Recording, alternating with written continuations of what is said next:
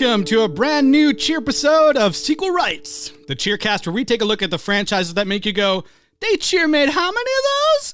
And each and every sequel gets a fair cheer trial. My name is Jordan Kamps, and I'm cheer with Elizabeth Ellie. And Ty Cheer Hymanson.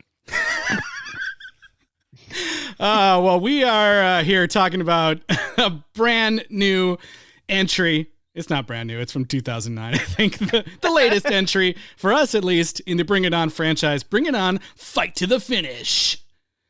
And you know what, you guys? We have a very special episode planned for you today. But before we get into why it is so special, Eliz, where can people reach out to us?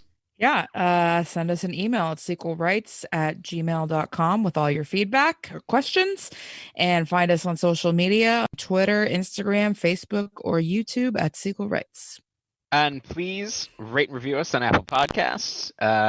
5 stars goes a long way, but don't reserve your stars for now. First, listen to this amazing guest that we have coming up, and Justin will tell you more about it.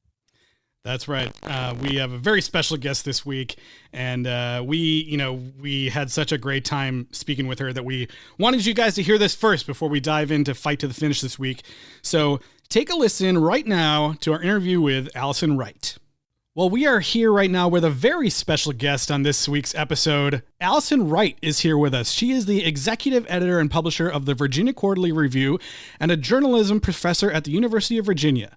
She holds a PhD from the University of Texas at Austin, where she wrote a doctoral dissertation on the cultural history of cheerleading. Allison, thanks for being here with us today. Thank you so much for having me. Of course. We really wanted to bring on the smartest person we could find to talk about these cheerleading movies that we've been spending multiple weeks on now, and it's such an honor to have a moment to speak with you today. I love that you're devoting so much attention to a cheerleading franchise. That's right. Definitely. So I guess to start out, could you just tell us a little bit about yourself and how you ended up becoming the expert on the history of cheerleading? Sure. Yeah. So I went to graduate school in the early aughts at the University of Texas, as you said, and in American Studies. And I was looking for a project, as a lot of people do when they're working on their PhDs. I was looking for something that had not been studied before, something that had not been covered academically, right? And so it occurred to me that not a lot of academic attention, culturally speaking, had been paid to cheerleading as a form, right? So there's a lot of work on cheerleading in an educational setting. So peer groups, right? How people relate, how children relate to one another in an educational setting. But there had not been a lot of attention paid to cheerleading when it comes to how cheerleaders are represented in literature, on film, things like that. So that was sort of where my interest began. Before I did that for my dissertation, I actually wrote an ethnography of cheerleading. So that is basically, just an academic way of saying that I sort of embedded with a cheerleading squad for a year. And I studied junior high cheerleading. So I, went to all their practices and their games and their competitions, interviewed them. This was, like I said, in the early 2000s. And so I actually gave them all disposable cameras, which are really hard to find now. Nice. But I had them just take pictures of their lives, just shoot whatever they wanted to shoot. And then had those pictures developed and talked to them about that. What does this mean? Why is this important to you? So I just tried to get, a quote unquote picture of what their lives were like. And that's sort of what led to the larger project. Okay. So had you been involved in cheerleading growing up or anything? I was a cheerleader in high school in Texas, in San Antonio, in the mid 90s. I was a sideline and competitive cheerleader. I had no idea that was going to lead to a professional life having to do with cheerleading. I thought that I was done after high school. I thought I want nothing else to do with large groups of women and girls, let alone cheerleaders. But it came back to find me. Okay. That's so cool. So what is your doctorate actually in? You're not actually like a doctor of cheerleading, or are you? It's actually a PhD in American Studies. Awesome. That's great. Cheerleading is, despite being so large and prominent here in the US, it's not big enough to have its own field of study yet. Okay. So getting then to the Bring It On movies, when did you first come to this series, and how did you find out about it? What did you think of it? And what has your experience been with the films over the years? Yeah, so the films actually started to be released before I entered graduate school. So they were already sort of on my radar. But I would say that they fit into what I found in my research, or what I termed sort of a third wave kind of superhero or superheroine cheerleader representation, right? So there are competitive cheerleaders in the Bring It On films. And you guys have already pointed out the ways in which the squads sort of compete with each other, right? But there's also some infighting that happens. There are lots of plot points that don't specifically deal with cheerleading. But in a larger sense, the Bring It On films are part of this competitive or all-star cheerleading that we see happening beginning kind of in the mid to late 90s, but really coming to fruition in the early 2000s. And that's sort of where Bring It On as a franchise exists in the representation of cheerleaders. Awesome. So have you personally seen all of the I'm curious if you've even seen all of the sequels. I have seen all of the sequels. I have even seen Bring It On the musical, which was adapted from the third movie. I saw that in Houston. I want to say in 2010 or 2011. Yeah. Yeah, I think it was out here in LA for like a month or something, and I don't think any of us. Yeah, I don't think any of us made it. It was before we didn't know about it yet. Yeah. And then I don't think it had a very long run, so we missed it, unfortunately. It was good. I'm curious if you have seen, if you've witnessed any impact that the Bring It On films have had, in the world of cheerleading over the years. Sure. So I listened to the first two podcasts that you did on this. Thanks. On this franchise. Sure.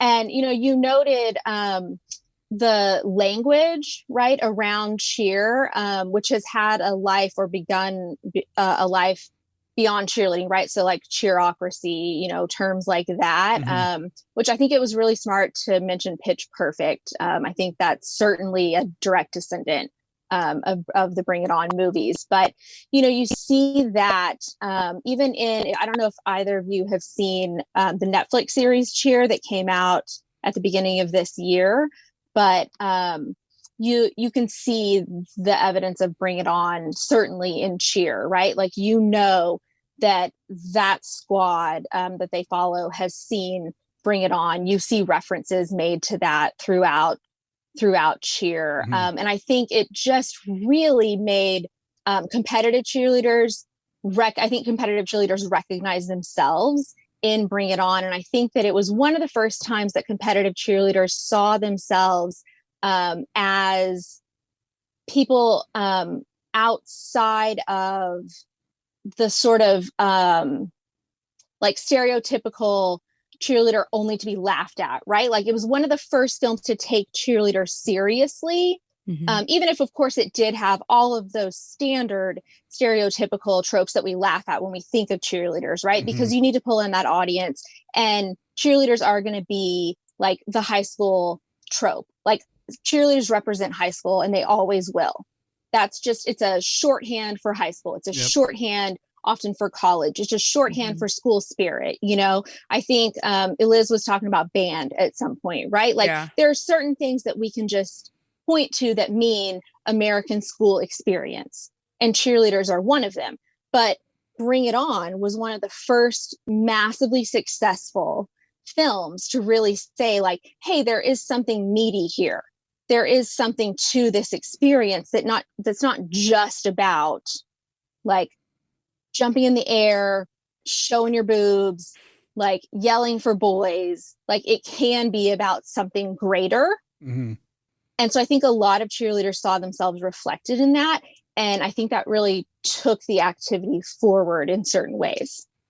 Yeah, that's awesome. I've only been able to watch so far the first episode of Cheer, and it's already great to see like what seems to be like that, docuseries taking like what maybe Bring It On started even to the next level, and like shining even a more serious light on the athletic sport that is cheerleading. Yeah, which I think is really cool.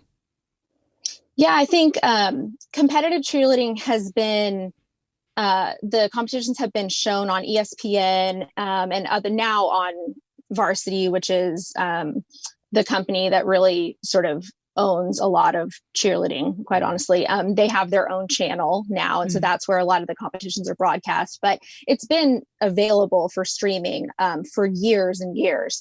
Right. But if you're not a fan of cheerleading, you don't necessarily know that that's available to watch. And so for Netflix to really follow a squad through a season, as other shows have done, I mean, we've had shows on, USA and Bravo and channels like that in the past, but Netflix certainly, right? Like Netflix flips a switch and like hundreds of millions of people have hours of television at their, at the fingertips of their remote, right? So for Netflix to follow that squad for a season and really see like what goes in to the making of a championship cheerleading squad was sort of revolutionary for a lot of people. And especially for it to be a co-ed cheerleading squad really makes a difference, because a lot of people still think of cheerleaders as only girls or only women. And that was never the case in the beginning. And it's not the case now. Yeah. I mean, speaking about, while we're on the topic of it being like a co-ed, squad, I was curious, in the films that we've seen so far, like the male cheerleaders are usually mostly depicted using, really tired and awful stereotypes, and are usually dealing with like the social stigma of being a male cheerleader amongst, their peers in school. And is that something that you see male cheerleaders still really struggling with today? I think it depends. I think in a lot of cases at the collegiate level, you have male cheerleaders who are former athletes from other sports, right? So you have men who played football, for instance, or who wrestled in high school, but then they go on to a college where they're just not going to be contenders in those sports, or maybe they're not interested for whatever reason, the amount of time that it takes, or they didn't get a scholarship, or, any number of reasons, right? But they realize that cheerleading is just as athletic, if not more in certain ways. And that's where they want to put their time and energy. And so they join that, they try out and they make that squad. And it might be just a different season, something like that, what have you. And so you do have, like I said, former athletes from different sports in college. And I think that's just an entirely different set of circumstances and sort of, cultural expectations around cheerleading in college. I think in high school, you do still have some misunderstandings and a different set of expectations around what it means to be a cheerleader and what it means to be a male cheerleader, partly because in high school, you do still often have cheerleading squads who are sideline squads, right? So squads who cheer for the other sports at the school, right? So you're going to the football games, you're going to the basketball games, you're doing all of that. And then you may also be able to compete, but maybe not. A lot of the times in high school, if you're on a competitive cheerleading squad, you're doing that as a sort of club sport, right? Or an extracurricular activity not associated with your school. And so, if you're a boy doing that, it might be because you're an exceptional gymnast. And so you're competing with a squad that is attached to the gym, right? Where you're a gymnast. And that's separate from your school. And that's just an entirely different circumstance. Yeah, we finally had, I think just in the most recent film, the introduction of the all-star squads, and the idea of the cheerleading squads being sponsored by different gyms. Right. And the docuseries on Netflix, Cheer, really gets into that a little bit more. another great thing that Cheer did by focusing on the Navarro College cheerleaders is choosing a junior college, right? Navarro. And so just like the Bring It On films in various ways, right? It offers that opportunity to look at, class and economics and race and gender and orientation, all of these different things that come into play in cheerleading, which a lot of people don't realize, right? Because they think of cheerleading as just like something for the popular kids. Mm-hmm. Yeah. And they don't understand that there are all of these different things that make it accessible or not in various ways. So we've talked about how important the first iconic film has been and bigger things like Netflix's Cheer, but have you seen that people that are cheering nowadays are actually watching the sequel Bring It On films? Like, are they like, is that something that also comes up in that group, or not really? Yeah, I don't find that many people know that there are so many sequels to Bring It On, right? Like it's a canonical film, Bring It On. Mm-hmm. But I've talked to a few people about doing this podcast, and the majority of them were like, what? I had no idea there were so many, which is a real shame because, I mean, the third one especially, I think is fantastic. Which is probably why the musical was adapted from the third one. And I'm sure there are all sorts of things having to do with getting the rights, securing the rights to it and things like that as well. But I don't think that people know that there were as many. And, the fact that the films went largely straight to video after the first one, or straight to DVD, or, what have you, which was obviously a thing in the 2000s that we don't think about now. But no, I don't think people realize that there are as many. Well, we're doing a public service for everyone then. We are. We are, So since you bring up the third film, I know you mentioned that you listened to our first two episodes, but we really struggled with the third film as far as the depictions of all the cultural appropriation, and we were recording right in the middle of the riots and everything. Sure. So that was something we really struggled with. Yeah. And we've seen those issues come up in many or almost all of the films so far. How has cultural appropriation kind of played out in the real world of cheerleading, and how big of an issue is it now? Yeah, that's a great question. And I apologize for not having been able to listen yet to that episode. That's all good. No problem. But so, I mean, one thing about cheerleading, especially of the competitive variety, but also of the sideline variety, and this relates directly to things that we're talking about a lot now, but school districting, right? And school segregation. And so I think it's understandable in certain ways that this would be the case, but and the movies talk about this with respect to routine stealing, right? So how did you not know that this routine, wasn't yours to begin with, right? Things like that.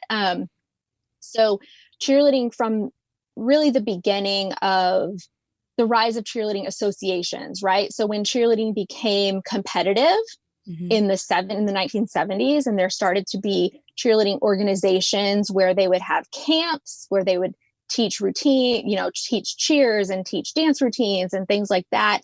They had camps, and then they started to have cheerleading competitions and things like that. So a lot of these organizations were grouped regionally, and squads largely organized by schools, right? School districts. Squads would go to camps run by these organizations. But they were also segregated in certain ways, right? Even if not officially, just like we've seen with school districts post the Civil Rights Act of 1964, right? And post Brown v. Board of Education. So we did have cheerleading associations that were largely de facto segregated. And so if you were to watch cheerleading competitions even into the early 2000s, if you were to go back and watch those tapes, you would notice that a particular style of dance, for instance, has grown up in one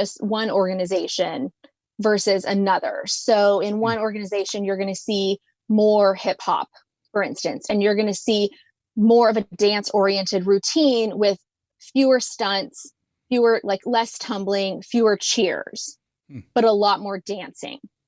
And a lot of that dancing is going to be hip hop, right?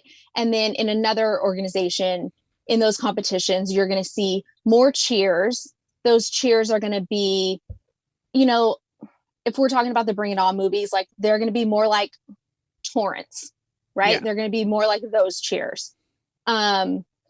And there's going to be some dancing, but not as much. There's going to be more stunting and there's going to be more tumbling. Okay. And that's sort of how the organizations were split.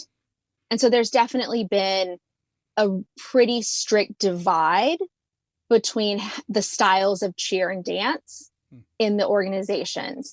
You know, and they really just model sort of how we've seen the culture split over the last, say, 40 or 50 years when it comes to styles of dance. That's really fascinating. Yeah. Cause I was going to ask about, you know, people incorporating more and more popular dance styles into the routines. Cause we see that in the movies, like each of the movies now is like every movie they're like, oh, we got to incorporate something from, you know, our personal lives, the way that we dance. And I was curious if that is, you know, something that happens a lot as well. Yeah. And, you know, I think what you start to see is that people will hire choreographers, right, for competition for those dances. Mm-hmm. And then it becomes very secretive, right? Like, no, you don't want anyone to see your routine. And if one choreographer is working with one squad, then, you know, they'll sign an NDA or they'll promise not to work with the rival squad or, you know, things like that. And so routine stealing, I mean, that's not a foreign concept in cheerleading, mm-hmm. right? Like that's something that does happen. And that's something that does terrify champion squads, right? Especially at the upper level, collegiate levels, right? When you start talking about co-ed, like varsity levels, that does happen. But I think it would be a little, you know, I think what we see in the first Bring It On, for instance, like, I think that is a little far-fetched, right? Like for an all white squad, to sort of say like, no, this is our routine. I have no idea right. why you would think that we stole this from you. This is how we always dance. Like, no, that would be a little strange. Yeah. But otherwise, yeah, I mean, a lot of those things are real and do happen. I was wondering, based on the first film, is it possible for any competitive squads to do spirit fingers unironically, or did the movie kill it? Like, is it just not a thing anymore? Spirit sprinkles? Yeah. Yeah. Yeah. So I do think that you see spirit sprinkles less and less now. That was definitely a thing through the 90s and even into the 2000s. You see it a lot at the lower levels. So elementary into even junior high. But once you get to high school, you stop seeing that, certainly. Okay, cool. Yeah. You do. Spirit sticks are still a thing, though. Oh yeah. So is like the spirit stick, is it that you can't, we had one movie where you couldn't drop it, and then we had another movie where you couldn't lose it, and the teams were like moving it around. Yeah. Is it both of those either? You know, I think that squads have their own superstitions, right? Just like any other sport, you have a superstition about your trophy, or, you know, do you wear the same socks from the last time you performed and won, right? All of those sorts of things. I think those are probably specific superstitions to that squad. I'm unaware of any larger, like, spirit stick superstitions, but it doesn't surprise me that there would be something like that. Okay. So you mentioned Cheer on Netflix already, but what are some of the other best and worst media depictions of cheerleading, and where do the Bring It On films fall in the spectrum? Sure, yeah. So there's a film called Fired Up. Have you guys seen that or talked about that? We haven't talked about it. Yeah. I feel like I've seen it, yeah. Okay. It's one where two football players go to cheer camp. Yes. Right? So they pretend to be cheerleaders in order to meet girls, right? Like, they just want to hook up with the cheerleaders. And it's a terrible, terrible representation of male cheerleaders. It's all the stereotypes that you can imagine, like lots of homophobia, really, really difficult film to sit through. I mean, I think it's like 2009, 2010, something like that. I feel like, high school times. And the marketing for it, if I recall correctly, the marketing for it is like, this is not a movie about cheerleading, right? Like, men should come and see this. People who play football should come and see this. Like, the average American male should come and see, because it's not about cheerleading, right? It's about like dudes getting chicks. Right. You know, but like, it's a film about cheerleading. They go to a cheerleading camp, you know? Yeah. It's a film about how much we hate women who are cheerleaders, like how little we think of them intellectually, how easily we think they can be fooled, right? And how little we think of men, really, such that they need to like dumb themselves down in order to get women. I mean, the whole thing is just terrible. Yeah. It was also around the same time that movie Failure to Launch came out with Matthew McConaughey and Sarah Jessica Parker, which the entire thing is just an anti-feminist nightmare. Like, there was a string of these movies where like the men are depicted terribly, the women are depicted terribly, like nothing about these movies are good. Yeah. Have you seen But I'm a Cheerleader? No. I've heard of that one as well. It's amazing. Yeah. It's amazing. Clea Duvall. It's directed by Jamie Babbitt, Natasha Lyonne. It is basically, so Natasha Lyonne gets sent to conversion camp, right?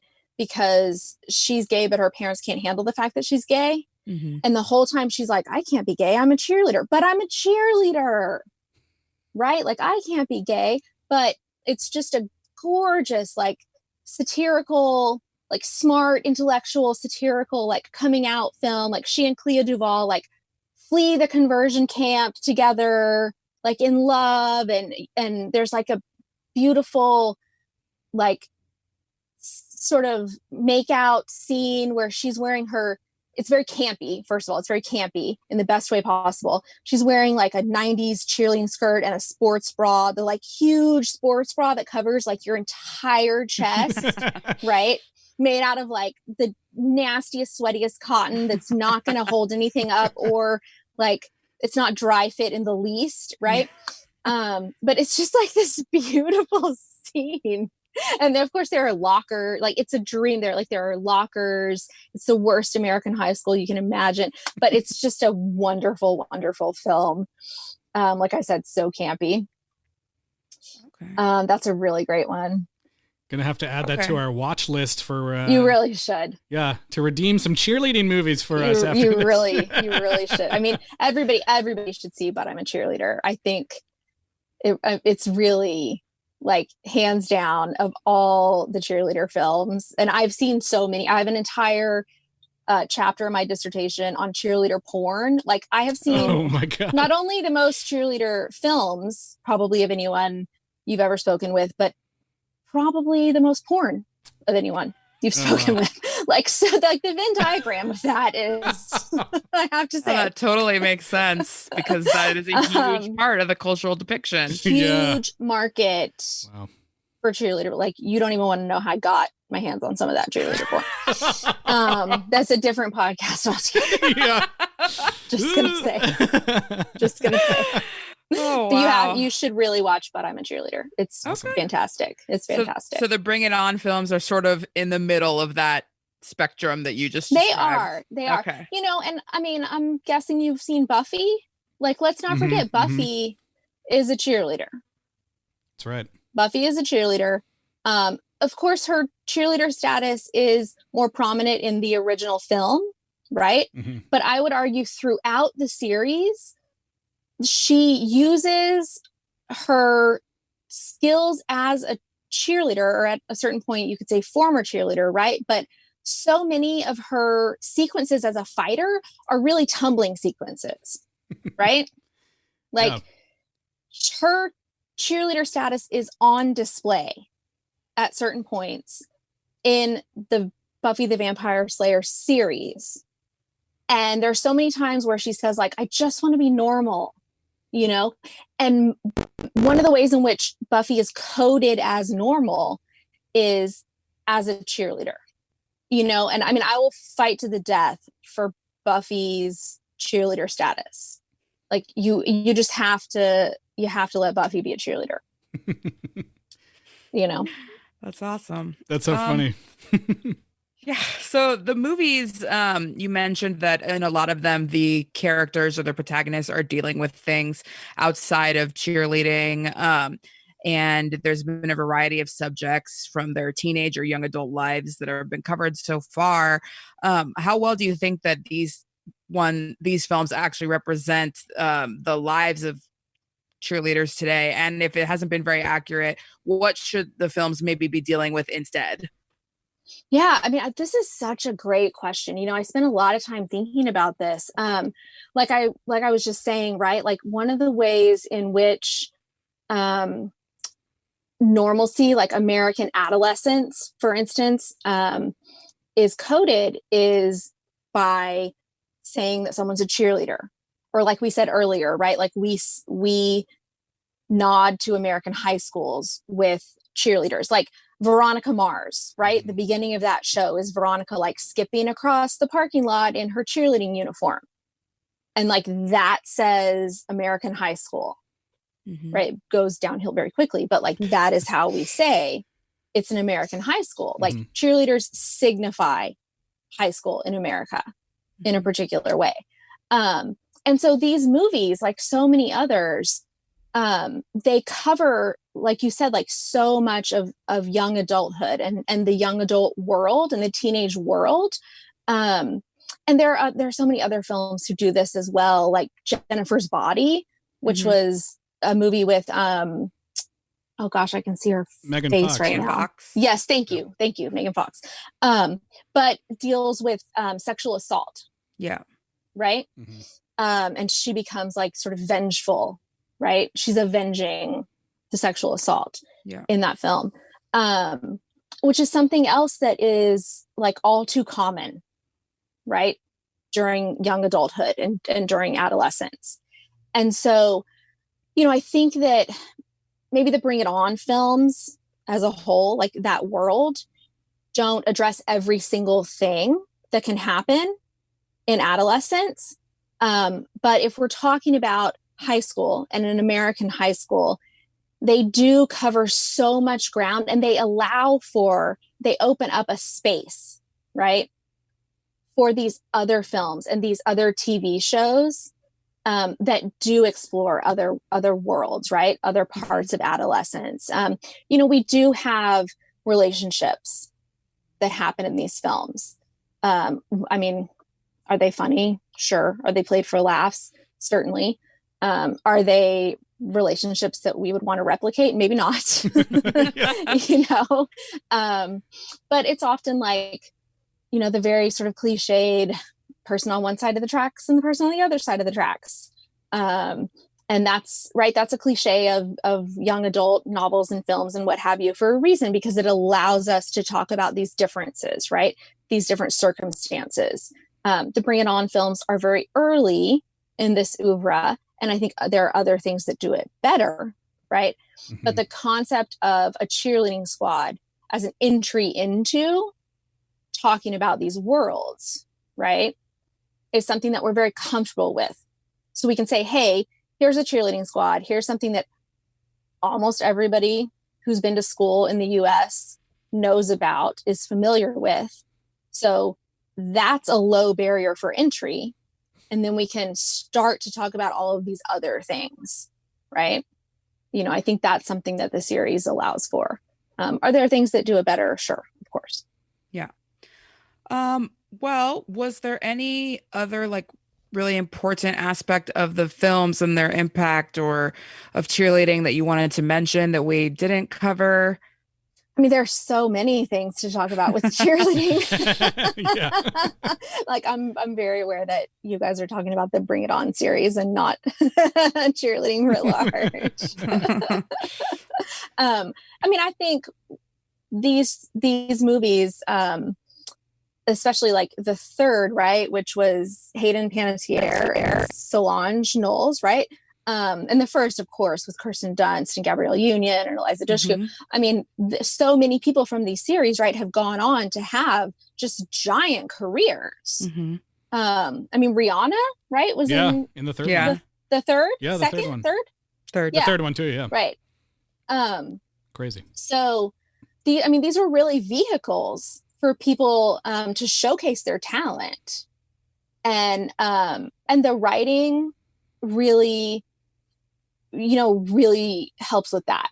And I think not a lot of viewers appreciate how much the writing allows the actors to really do their job well. And the first movie is probably the best written for all of its faults. And a lot of people at the time, I think, talked about how Kirsten Dunst was able, to really, for the first time, like pivot to comedy in a certain way. She was very young then, so it's not a surprise that was like the first role she had that really allowed her to do that. I think Gabrielle Union was probably underrated in that film. I mean, she's just amazing. She's a great writer too. I don't know if y'all have read her memoir that came out, I think, toward the end of last year.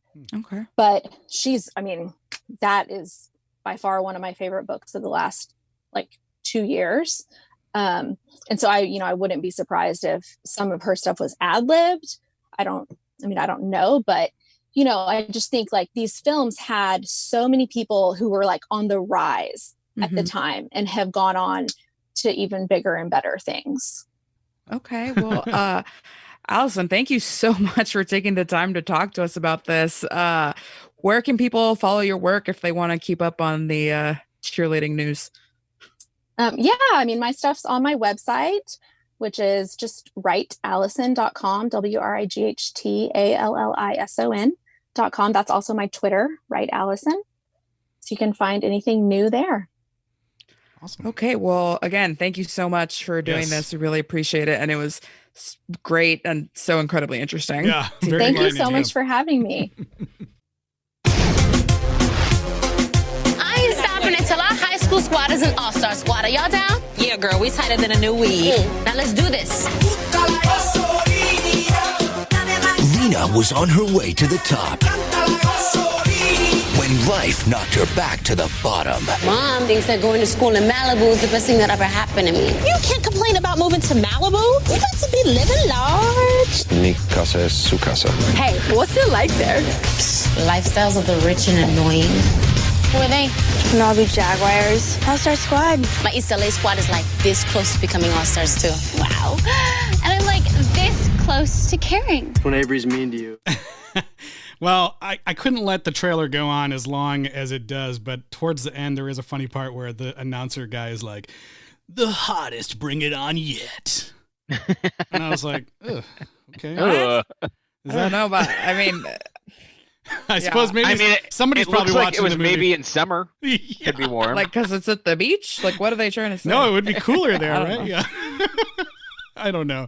I thought That's that true. was... No, yeah, because they were actually filming in Glendale, so it was warmer. Shout out to Glendale in the movie. In the movie. Loser, third place, Glendale. Yeah. Glendale! I have that in my notes. Glendale! I know everything else is the Pacific Coast All-Stars, the blah, blah, blah, and then just Glendale. Yeah, they don't even have a cool name like the Jaguars. They literally just let's just go by the name of our city, whatever. We're not creative. It's Glendale. Well, here we are this week talking about Bring It On, Fight to the Finish from 2009, starring Christina Milian. It's her turn. Is this a person? So, watching these movies as someone who is a little bit out of touch, which is me, it's hard to know if this is Universal trying to force a pop star. No.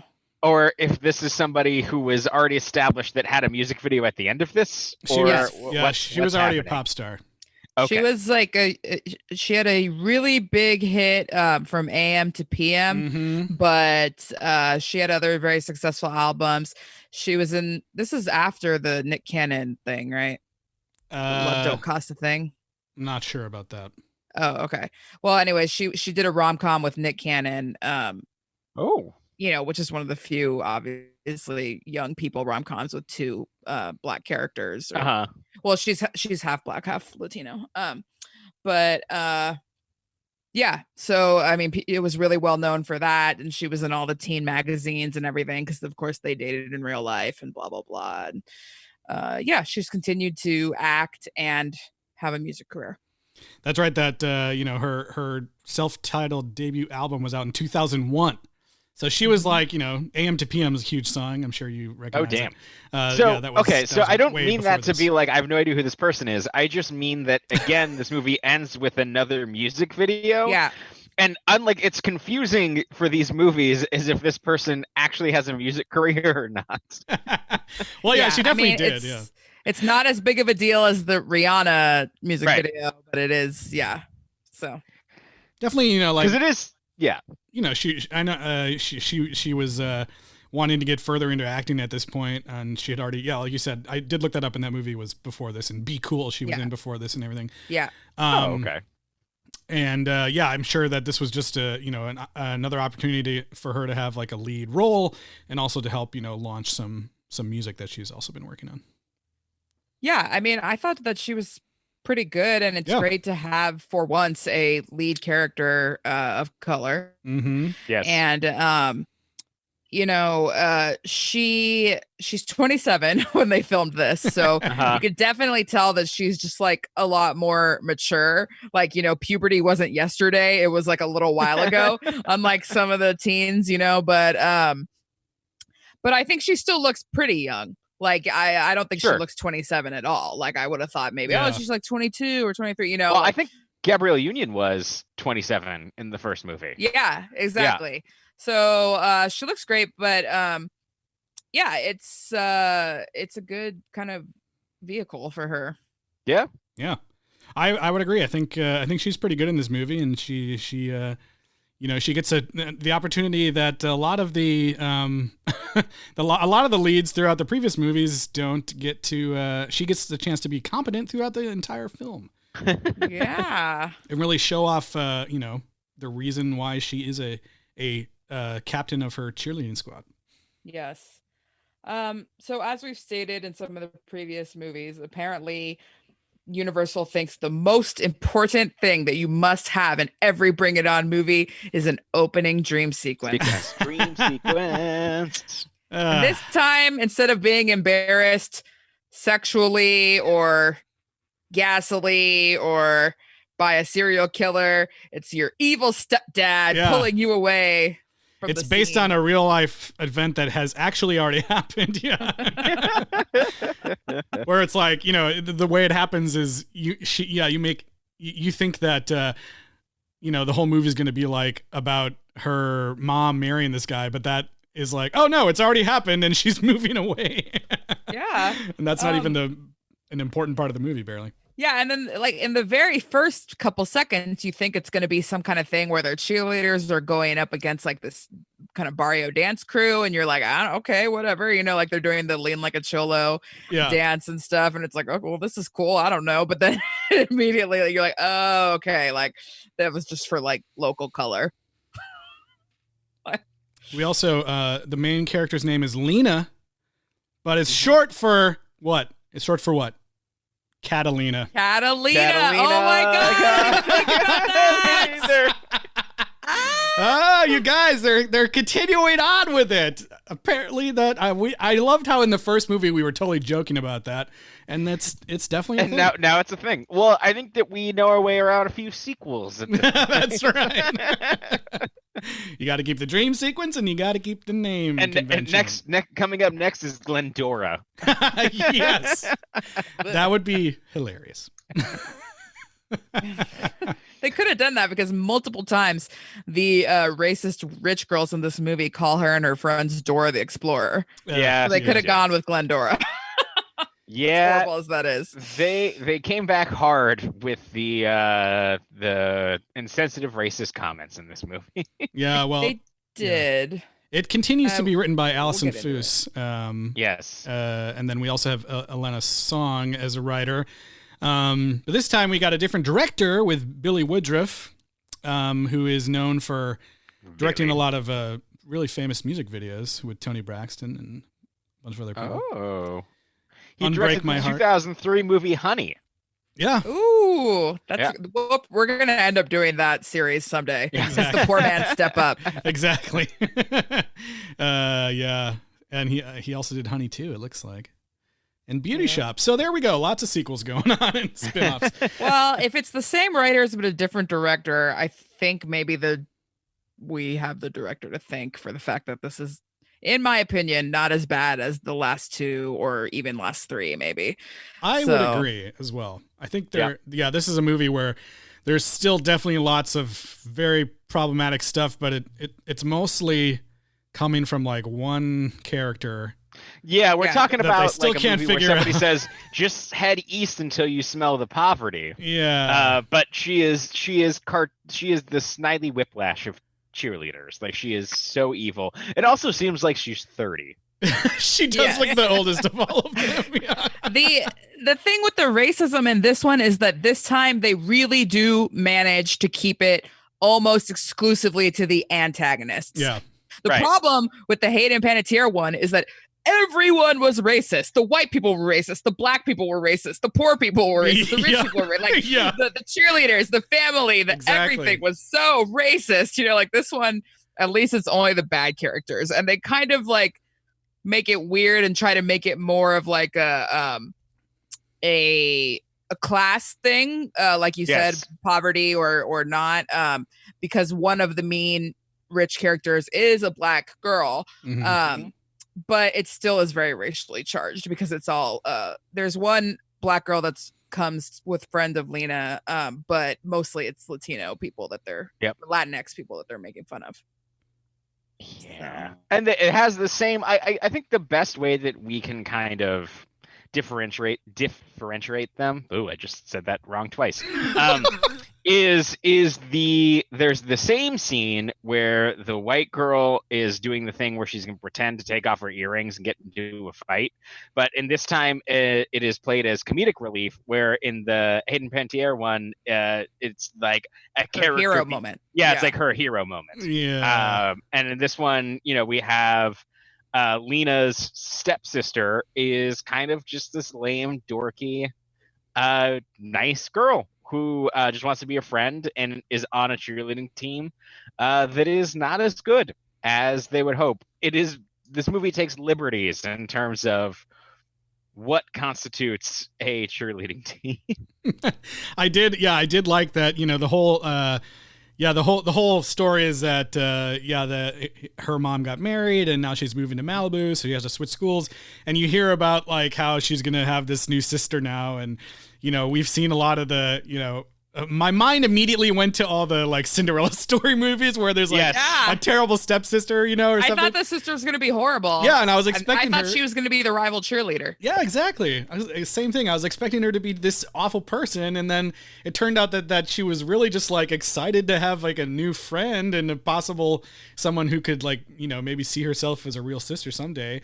And I just thought that was a surprising turn of events for these films for me. Yeah, this film, even more than the first film, I think, really dives into like the characters' lives, not outside of cheerleading, but shows how cheerleading affects their outside life instead of, like Torrance in the first movie, she literally says like, cheerleading is my life. That is all I am. I have nothing else. And the movie sort of, plays out that way. Yeah. But this one, it shows how, cheerleading generationally has affected this family. It shows, the friendships and the sisterhood and, how that can be, applied to different friends and even family. So I mean, I thought it was like actually really nice. I thought their relationship was really cute. There was, part of me while I was watching this movie, I was like, have I just been like totally beaten down by the previous ones that I'm like, hey, this one's actually not quite as bad or what? Or what? Like, because I mean, it's not like, Oscar worthy or anything, but I felt like it was because some of these have been so horrible. Yeah. And I was like, this is great. And then I was like, okay, wait, no, calm down. Like, it's okay. It's just not so hideous as some of these past ones. Yeah. So, once Lena gets to the Malibu high school, we talked about this kind of briefly in the interview, but we get introduced for the first time to the idea of the All-Star League, and how there are these, cheer squads that might have people from your high school, but are actually, outside of the school, extracurricular, sponsored by gyms. Yeah. And I think that, the last movie, those teams were club teams, but they just didn't really get into it. Right. They just didn't talk about it. Whereas this one, we're really learning about the politics with this. Which, like, I feel like that I don't know that's totally a real thing. Club teams that happens with all sports. Yeah, I imagine. So, totally real, totally normal. Yeah. I don't know that there's people that you're on a club team if you're not on the school team, but yeah, I think so. A lot of people. I had some family members who only did club competitive cheer because it was so demanding that you don't even have time to bother with football games and whatever. So. There you go. So the Malibu High School has the all-star team that's kind of made up of the popular girls, Avery included there, and they're called the Jaguars. Yeah, they have their stupid little hand 1, 2, 3, 4, 5 thing that they do. And the high school itself has what I thought was just such a lovable group of misfits in the Sea Lions, which is a hilarious name for the schools in general. And I really enjoyed this group of kind of like what seem a bit more like amateur cheerleaders. They don't really know what they're doing. Obviously none of this is in the movie, but I love the thought of the way I described it to myself, cause I watched the movie by myself, but I didn't have a bunch of friends over. Okay.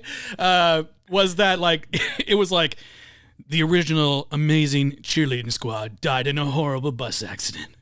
And so we had to turn to the band nerds and be like, there still needs to be a cheerleading squad, you guys. Instead of doing the pep band, we want you to be the cheerleaders. Get out there and do your best. I mean, that's basically what pep bands have to do. You act as cheerleaders for these things, especially the low attended sports. Yeah. That was the vibe. I thought they were really cute. We haven't seen anyone that's it's not like they were completely incompetent, like the ragtag renegade team from the second movie. Yeah, they knew what they were doing. They could cheer. It just was not at a competitive level at all. And so she kind of comes in and helps them. Yeah, there. And they were just Sky is in there, and then I can't remember the other girl's name.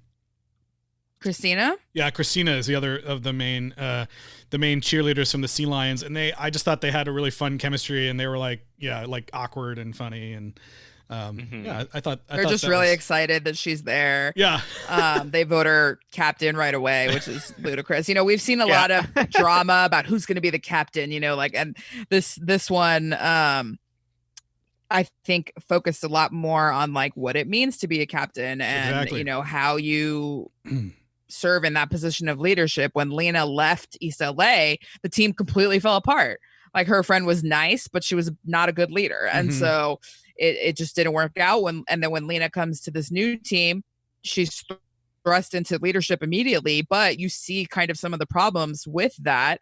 Instead of really trying to work with what she has, she starts bringing in ringers. At some point, a half a dozen of them just quit because they say it's just way too hard and they don't have time. Yeah. And then, kind of the big lesson that she learns for the big finale is stop trying to make them into exactly what you want. Let's bring together what everybody has and put that together in a routine. And we've never seen that before. We've seen like, No. I'm the captain and I'm going to bring in different things for all of you to do, but never like, okay, you're good at this. You're good at this. You're, I mean, the second one a little bit, but they didn't really get into it. They're just like, we can kind of use this. I mean, I guess, yeah, the second one had them. I was gonna say, it was like, you're right though, because she was like, we're gonna bring in kung fu, we're gonna bring in all these things. That was the first movie, and then the second one was like, let's have the Goths, they can do something. Yeah, but it was more just like, they're the renegades, like they're that weird. wasn't the lesson of it. Like, this is the lesson for Lena and how she grows. And like, in this movie too, like, what we're comparing it to in the second movie felt like an added on, like, last second moment in the film where it was like, oh, the last 20 minutes she's gonna train up these random people to be a squad, and this is like taking that but spending the whole movie on like seeing what it takes for Lena to be a good captain and like using the skills that she had from her. And I mean, that one I think was a straight up comedy, whereas this is more of a young adult like dramedy. It's like a teen story, coming of age thing with comedic elements. You're meant to feel a little bit more inspired about like, oh, people coming together and beating the the horrible and the way that Lena comes around to like these rich kids that she has nothing to associate with is genuine and real, and not like the second installment where it's just like, well, I'm just gonna come in and show you everything that you need to be doing. I love this middle part of the movie where we start to see Lena trying her best to train the sea lions. And she starts out by deciding that the one answer that she has to everything is that she needs to bring in some help from the outside. She needs to bring in a ringer. And so there's like this, these series of scenes where like first she brings her one friend to come live at her house and also like convince her new dad to skip her through the wait list. So that I thought that was hilarious because I really did think the dad was going to be like, no, but both daughters were like, please, daddy, please. Yeah. And he's like, okay, So and then like that was cute. Yeah, and we get a whole like, it's a whole nother like, I don't know, 10 minutes of the movie where we get to see Lena and now her first friend there, starting to teach the sea lions, and it's still not going well. And then she's like, you know what? I think we need even more help. and then her friend Trey, I think, ends up coming to live at the house too. I just thought that was so funny. She's just like, I'm gonna move my entire school out here. Yeah, I mean, and that was cool. I mean, it was good and bad, and she has to suffer the consequences from that, which is another thing we really haven't seen a lot of, people having to suffer the consequences for their actions. And obviously there were probably better ways to go about that academically, but I mean, they learned their lesson in the end. Like, they're like, why are we even bothering to move schools when this, what we want to compete for is completely outside of the educational system. Right. So they just hadn't had that thought yet. Dang it. Yeah. There's a few things like that I want to mention just like about the filmmaking, because it is still pretty, they're on a budget here, and it's pretty funny. And this is something, that I can't take credit for this because I heard about it on a podcast, The Storm, which is about Lost, and Joanna Robinson mentioned that this happens in the flashbacks of Lost a lot. It's a shorthand for like, we're in a hot and or poor place by putting this brownish filter. Oh my God. Yeah. It's like, so they like change to this like Barrio lighting every time they go back, across the 101. They're like, and now everything's yellow, like that is annoying. And there's a dissertation really bad in this out movie. there or waiting to be written about racism in lighting. Yes. This is a textbook example of. This is the cheapest version of it, where it's just like, I mean, the movie starts with like this orange tinted like montage of paintings of a random neighborhood. And there's definitely a bunch of stock footage in this. Yeah, totally. East LA B-roll. Yeah. But yeah, I mean, and especially when it's, this is not she's not going over the rainbow to Malibu and now everything's in color, and it does. There's no filter once they get to Malibu. Yep. But later in the movie, like during the competition and everything, there actually is a lot of a different like neon, extreme kind of like filter. So you can tell that they saved their budget for the final moments. I don't know if it's extreme so much as that it's just directly lit. It's just like, let's put all of the light on them. Yeah. So, I just think that the whole like orange because we're in a poor neighborhood thing is kind of just lazy and offensive. It is. So it absolutely is. Yeah. Like, don't fucking and there are we're calling this movie out for this. This is something that is rampant. Yes. Now that if this is the first time you're hearing about it, you will never not see it. Yep. The Avengers movies do this. Like every major pop culture thing does this, and it's bullshit. I remember the OC. Every time he would go back to Chino, it was like orange, and there was like tumbleweeds flying everywhere, and like it was so funny. Anyway, another kind of funny filmmaking thing is that there's definitely only one mansion. And Avery and what's his name? Drew or Evan, I think, right? Let's call him Drew. I don't know. Yeah, He's basically a head of hair with a face. Billy. I don't know. Yeah, like so Lena's family lives on like, the side of the house where the backyard is facing one direction. And when they're at the other people's rich house, they have the backyard they shoot it from the other direction. But it's definitely the same house. I have to admit that I was not paying enough attention to this movie to notice that, but that's so delightful. It for sure was. Like, I am 99.9% sure. I totally believe you. Yeah, I'm sure that's got to be true. I wouldn't be surprised. They only show like Avery's house like once, I think, right? At the swimming pool. They do. And but they're clearly in the backyard around the pool. It's the same pool. It's the same house. So I don't know. That's amazing. What else? The only other, this is a stupid thing, but I should have been doing. Oh wait, so this should designate it as the other. Yeah, I was like, I should have been. As this movie was going on, I was like, man, I should have been taking a full list of all the stupid, cheer whatever things that they say. Yeah. Cheerocracy. And that's why I was doing the thing at the opening of the of the podcast here. But I took a list of the ones in this movie that I remembered, and you want to hear them? I'll save. I know what I think the worst one was. I wrote it down. So I'm sure. What you say. I think we're in agreement. I was gonna leave the worst one for the last one. Go ahead. Read your list. So we've got Cheer Sisters. We've got Cheerseum. For the museum of cheerleading paraphernalia, cheer embarrassment. That's a good one.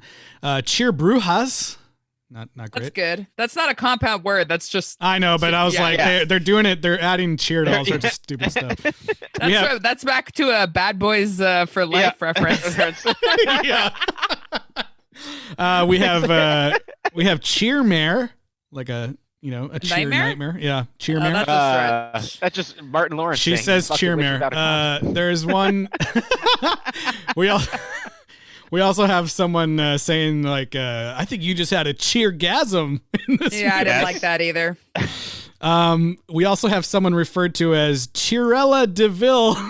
That's good. That's a good one. Stretch. It's a stretch. No. I give that one a thumbs up.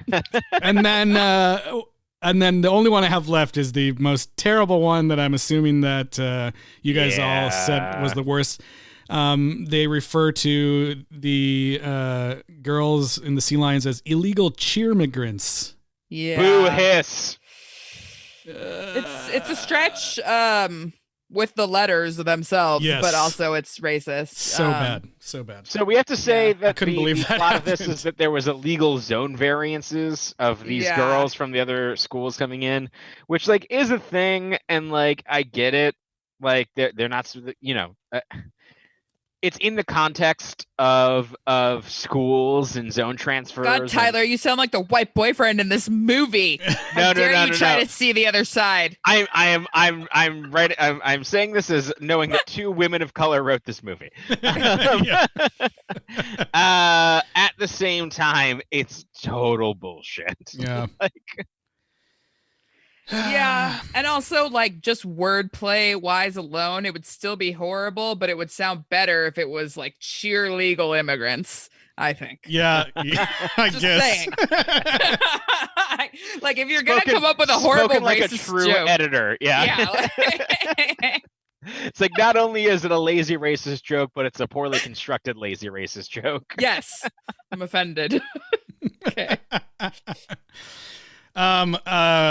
Tyler, how come you never let me drive your car? Do you not think I love cars enough to drive your car? Bro, you don't love cars enough to even like sit in the passenger seat, bro. I love that moment. They send over her boyfriend Victor to go talk some sense into Evan, or to kind of like scare him a bit, and they become best friends because he likes cars. He likes cars. Oh, bro, you like cars? All you got to do is tell her how you feel, bro. I thought it was cute, and I think is this movie longer than the other ones? It is a little bit, yeah. It felt a little bit longer, but at the same time, it managed to cram in more levels of character development for almost everybody than any other movie that we have seen in this series. Like there's 2 boyfriends, they have character moments. I thought they were like kind of cute, and the boyfriend is kind of like fronting and being gross to Gloria about sex and stuff, but like you really get the feeling that they're joking and that there actually is no like like there's no actual pressure there. Yeah. And the main love interest brother has his own little thing going on, and for the first time ever the parents are real characters with issues and opinions and do things throughout the movie that affect the girls. Like there's a cute like makeover dressmaking scene, and the dad is, you kind of see, even when he gets caught sneaking the girls into school, when he takes them out, it was actually like really nice, and he like puts his arm around them in a totally not creepy way, and just like it's like, I'm really sorry, so, and it's just crazy how they managed to develop everyone in the same amount of time. People. The stepsister has a whole subplot with her mom who's passed away, and it works and it plays well. Her mom was a cheerleader and she was amazingly talented, and it's kind of how they bond over the course of the movie, where Lena wants nothing to do with her at the beginning, and it builds to a moment of her saying your mom would be proud of you, and it earns that scene, and I don't think that there is anything close to that emotional depth from anything beyond the first movie. And that issue of living up to your parents or your older sister or whoever's, performance in an activity is a real issue for teens. And It's never been mentioned before. Only, are we going to live up to the last captain? Not, my family or whatever. Yeah. Yeah. All the characters are much better in this movie. In fact, I thought that the dad was really funny. He only had, in my opinion, one character flaw during the final moments of the movie. When, spoiler alert, the Malibu Dream Team wins, he just wouldn't live in the moment, man. Put down the fucking video camera and cheer for your new daughter, and also your real daughter. They're like during the winning moments, he's still holding up the camera like, yeah. I mean, that is come on, so Henry. Accurate to teen parents today, though. Like, I know. I mean, I can't even tell you how many parents I've seen. It's like, just watch it. They do it for the gram. Do it for the gram. Yeah, put down the camcorder, bro. Just live in it. The other thing was funny. We were talking about the length of the movie earlier, and I was like, I had 2 moments of sheer terror while watching this film. One was when I hit play and saw that it was an hour and 42 minutes. Yes. Because all the other movies have been like exactly like 90 minutes. 80 minutes. Yeah, exactly. Like maybe an hour and a half. And I was like, okay. And then the other one, there was a terrifying moment when the two couples, Evan and Lena and Victor, and I can't remember the other girl's name ever. Gloria? I think they just call her G. Yeah, G. When they both go take a trip to somewhere where they can park their car on the beach, apparently. Yeah. And there's a scene, so Victor and G like go off and run off onto the beach. And then we see Evan and Lena sitting in the car, and really ominously there is an acoustic guitar sitting behind them.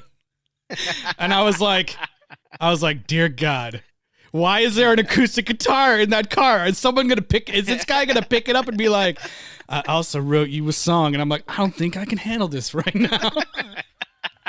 And luckily, I didn't think that's what you were gonna say. You didn't think, or did? I did not think that's what you were gonna say, because I did not see the guitar. What I was horrified by was that after the bird poops on the car and ruins their romantic moment, they decide to go run after their friends and go run on the beach, and they leave the keys in the ignition in the convertible. And I was like, what? These are the places. That's how you know you're in the rich part of town. You're like, just leave the keys here. Like, yeah. No way. These are the places your mind wanders to while watching the fifth Bring It On film. Yeah, I was curious. My biggest problem with the movie is why I'd never heard of the Jaguars and all the Cheer TV I've been watching. It's because in this universe, Cheer TV isn't good enough. They're on E. Yeah, they're on the E Entertainment News channel, being watched nationwide. It is kind of amazing the level of celebrity that gets pulled into the orbit of these movies. Yeah.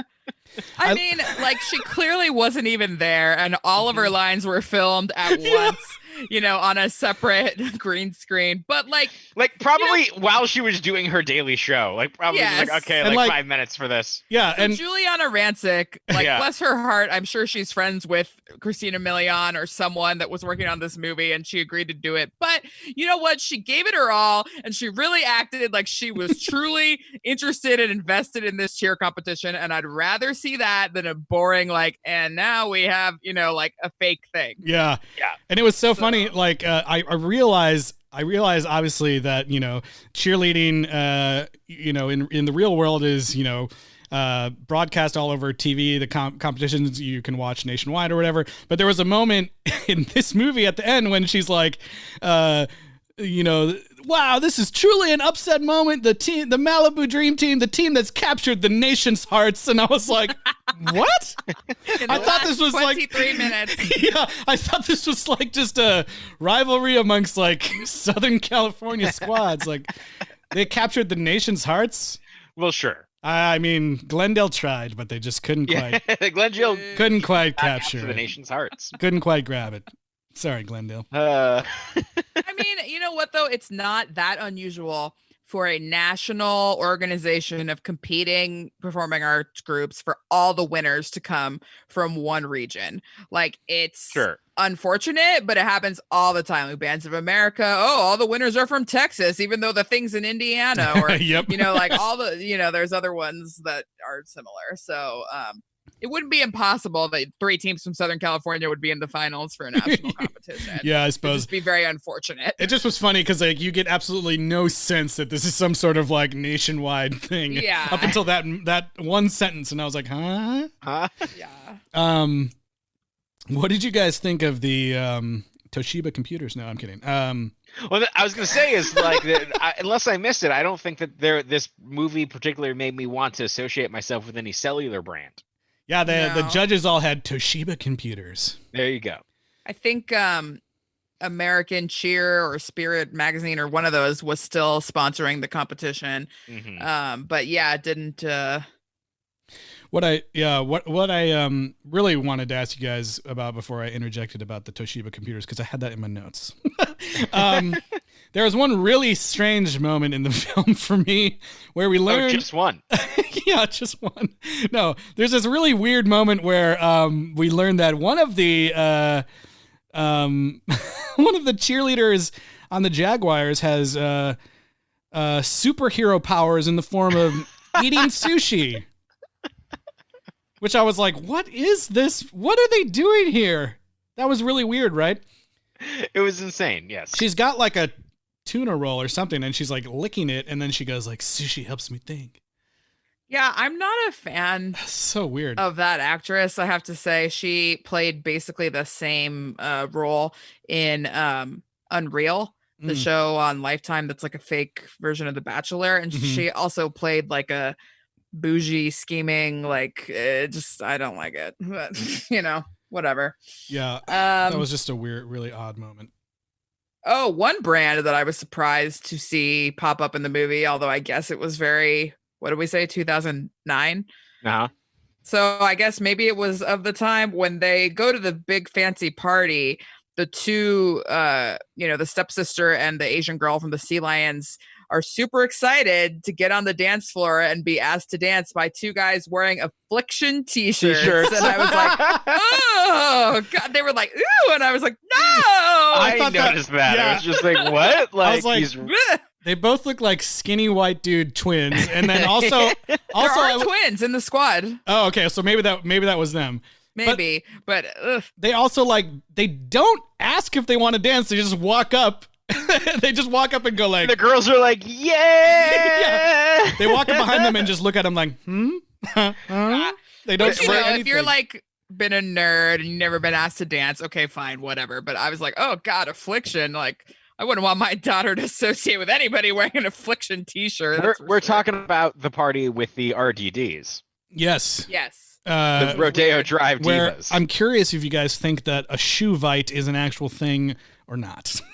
It cannot be. I feel like it maybe was and made like the news on a website or something once, and the writer like heard about it, like, oh, this rich kid party had this insane thing, and so then they put it in the movie. Yeah.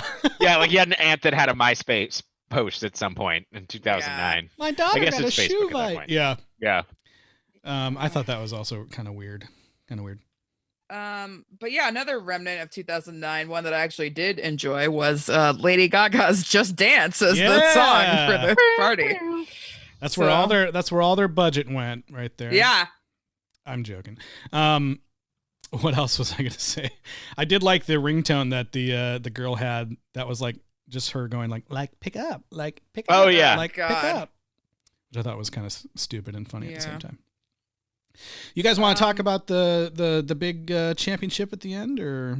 Yeah, so I mean, we talked about it a little bit, but she decides that the only way they're going to beat the Jaguars is to bring together the old team and dancers from East LA and the new people, and to, instead of trying to mush them all into one routine that is of one style, her friends help her see that the better way to do things is to incorporate everyone's strengths and to, showcase different people at different times. So they have, some of the East LA girls in the front dancing while some of the other Sea Lion people are in the back doing like really crazy stunts and stuff. So instead of trying to do this uniform thing and make people uncomfortable, they're like, let's just play to our strengths. Yeah.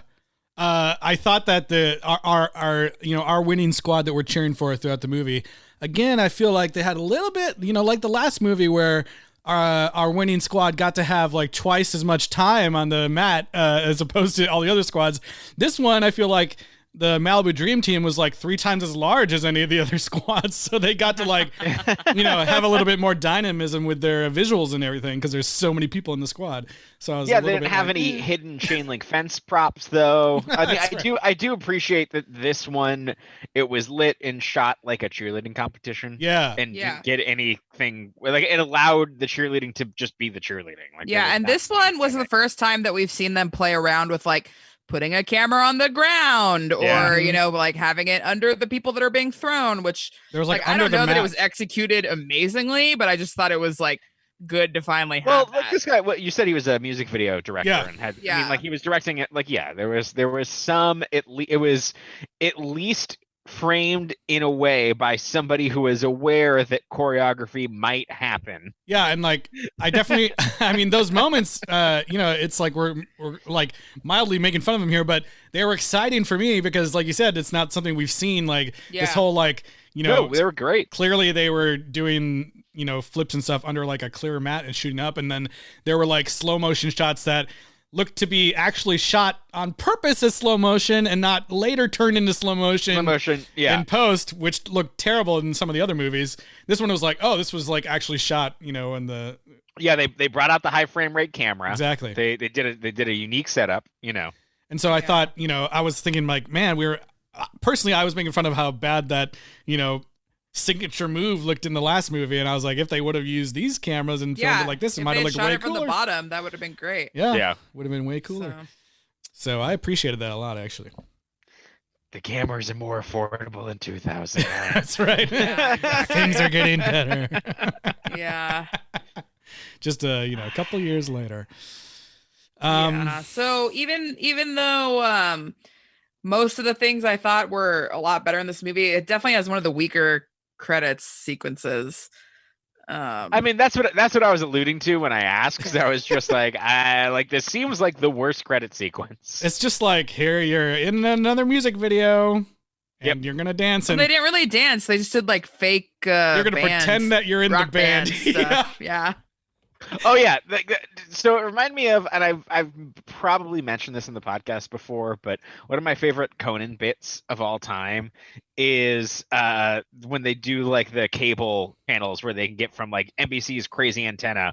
And it was the channel for people playing air instruments, for people who have never seen real instruments before. And it would basically like play like a trombone and then like a trombone noise, and the guy's like just playing guitar, like, yeah. And that's what this felt like. It felt like people who have never seen or heard an instrument before, just like, holding it and smiling it, just like, yeah, do it. Like if like you handed me a harpsichord, I'd be like, no. No way that dude plays guitar, or that there were like some of those girls are playing drums or whatever. But yeah, I don't know. It looked really cheesy. Yeah. And also, although I was really happy, of course, that the team, came together, and I really didn't like the uniforms of the Malibu Dream Team or the name, because it's like, why don't you do a name that incorporates both groups? And also like having like the Shets type over your crotch, like having lettering on the skirt is bad and not necessary. I don't know. They should have just kept going with the sea lions, man. I love that. Yeah, that was cute. I love their mascot that looked like they had taken a blow up inflatable killer whale costume and put whiskers on it and made it a sea lion. Because it was like black and white, and I'm like, oh, okay. Yeah. I thought that was hilarious. But yeah, Is there any other scene that we should be talking about here? They fight to the finish, Tyler. They fight to the finish. They fight, and then there's a finish. So are we saying they were at the finish? They fought. They fought to the very finish of the movie. The only I didn't take down very many lines from the movie that I thought were funny, but I did like the one line that I thought was so dumb enough to make me laugh a little bit was when the first cheerleader quits from the Sea Lions, and she says, "I'd rather eat underwear and die. Sweaty, day old, butt wedgie underwear." That girl sucked. She totally sucked. Yeah, she she was just terrible, and then she quit. But I thought that was just a stupid thing for her to say. I did like. I mean, they had people that were just like, "This isn't for me," and I quit. Yeah. Yeah. It's like real life. Yep. Well, Tyler, rating? Oh boy. I mean, it might have to be the shoe fights, right? Oh, yeah. I think it might have to be the shoe fight. How many shoe fights would you give Bring It On, Fight to the Finish?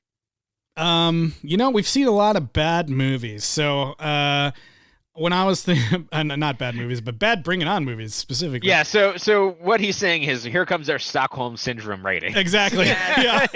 I'm not going too crazy, but I was like, I gave the last movie a 3, and I think it's better than that. So I think I'm going to give it 2 full pairs of shoe fights, which is 4 shoe fights in total. Which, I mean, I still don't think that this movie is all that great, but if at this point, I think, like, if I was like, came across some person that was like, oh my God, I love Bring It On. Like, I really should watch the other movies. I'd be like, no, just don't. But like at the moment, like I could maybe recommend that you watch this one because it's not as bad as the other few. And like I mentioned before, I really like that, we are all talking about the strength of the characters in this movie, and Christina Milian, I think, does a really great job. And I just really love that she kind of, gets the opportunity to really, take charge and show her skills off in this movie multiple times. And you really get a full sense of like, oh, it makes total sense why she's captain. And like, you really get to see her use those skills throughout the movie. And, it's and really, she has to be challenged to become a better captain. Yeah, like she's she not has a saint either. Yeah, she has to adjust what's going on, and like her friends, like from the other school, are like, "Hey, like you're acting ridiculous. Like you need to give them a chance." Like, and it's there's no room for that nuance in any of these other movies. Right. No. Yeah, I just like that there's more of a focus on bringing people that don't normally hang out together and introducing scared white people to other cultures that, like maybe help them learn that you should just like, you these people can be cool too, and you can be friends. And I think that's something that the other movies have maybe been attempting to do, but it's very clunky and awful. And it's done way better here. Yeah. At the risk of Stockholm Syndrome rating, I think we were really like weirdly down after the last two movies. Yeah. We were saying like, God, is this going to be the one that breaks us? Like, it just, I don't know, just with the world and how bad these movies were, it was just really unfortunate. And so I was really happy and really grateful that this one was actually watchable and somewhat enjoyable, So I'm going to give it 3 pairs of shoe bites, so 6 shoe bites, because I think I gave the second one 5, so I want to give this one a little bit higher than that. And yeah, like I said, it's just a really nice, like, cute teen movie with a lot of nice character development, and real human people with human reactions and like problems and good things about them too. It does still, like we said, have problems with the way that they show different cultures, and also in the way there are smarter ways to make racist villains than just these bad kind of jokes, making them hateful. Yeah. And yeah, there's a few there's probably some scenes that I could have done without, like the you can't look at people a certain way whole thing that was a little bit extraneous, and just so it could be better in that sense, but overall it's just such an improvement over the last two that I have to give it that rating. So yeah, I think I also am going to give it 4 pairs of shoe bites. All right, 4 pairs. Whoa, 4 total shoe bites. 8 shoe bites. It's, oh my God. Something when you were talking about it, it did have the scene where there wasn't unless I don't recall, maybe it was this, where like she was taking all her Malibu friends to meet her friends from East Los Angeles, and it wasn't necessarily like you need to get more street for whatever. It was just like, come hang out with my friends. Like it wasn't like there was no implicit cheer reason for it. It was just, hey, like we're all people, let's hang out because we're teens in high school. And the fact that this movie had the room to breathe for that to happen is such a breath of fresh air compared to everything else that we've seen. Like, we're coming off a movie where everything was shot at the Universal lot in Florida, where like they literally like had where there were zombies and all sorts of nonsense, and it's kind of nice to have it grounded. And it's amazing that it took, what is this, the 4th or the 5th? The 5th? This is the 5th. This is the 5th. That it took the 5th movie to make the character from the how do I want to say it? The more diverse part of town, to be the main character and have that, those things inverted and talked about in a way that's human and real for all people of the age that this movie is targeting, as opposed to making everybody these terrible caricatures that don't seem relevant to anybody. So I think it's a 4. I think that there's a lot of dialogue. It really dances the line with these movies of the mean shit that teenagers actually say and what's responsible to put into a movie. Yeah. Mm-hmm.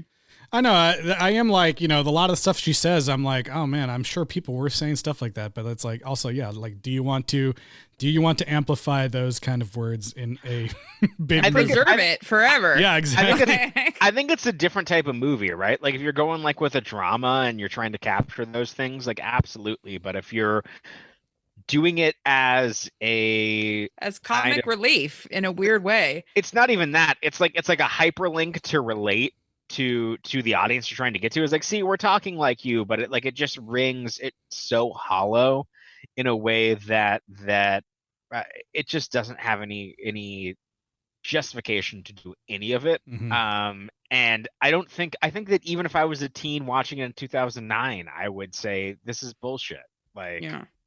It's not authentic to the people in the moment, and it's certainly not authentic 11 years down the line. Yeah, well, sounds like, overall we enjoyed this one a little bit more, but don't worry, there's still time for the series to let us down one last time. Bring it on! Bring it on! This one was 2009, and after this, the series takes a little bit of a break, all the way to 2017 for the what is currently the final Bring It On film. Bring it on! Bring it on! Worldwide # Cheersmack. So there's a hashtag in the title. So there you go. There you go. My guess is that this will be a ripoff of Pitch Perfect 2, where you've got like, here's a Swedish team that talks funny, and here's this team from this country or whatever. We'll see. You're probably right. I bet you're right. You'll have to explain to me what happens in the Pitch Perfect movies then. Yeah, we haven't got to those yet on the podcast. Well, cool. Well, thanks to everybody listening for being here. And thanks again to Allison Wright for being an amazing guest for us this week. Please go check out more of her work on her website, as she mentioned. But in the meantime, Eliz, where can people get a hold of us? Yeah, send us your feedback, and hey, we're almost done. So your suggestions for future franchises. That's right. sequelrights@gmail.com, or find us on social media, Twitter, Instagram, Facebook, and YouTube @sequelrights. And please rate and review us on Apple Podcasts. Let us know what your cellular provider of choice is. And maybe we can guess what the provider for... I'm going Boost Mobile for... Wasn't it already Boost Mobile? They're coming back. It could come back. You're probably right. What's some international telecommunications? Cricket Wireless. Yeah, Cricket Wireless. You're probably right. All right. Well, you know what? I never thought I'd be saying these words in my life, but we'll see you next week for Bring It On! Worldwide # Cheersmack.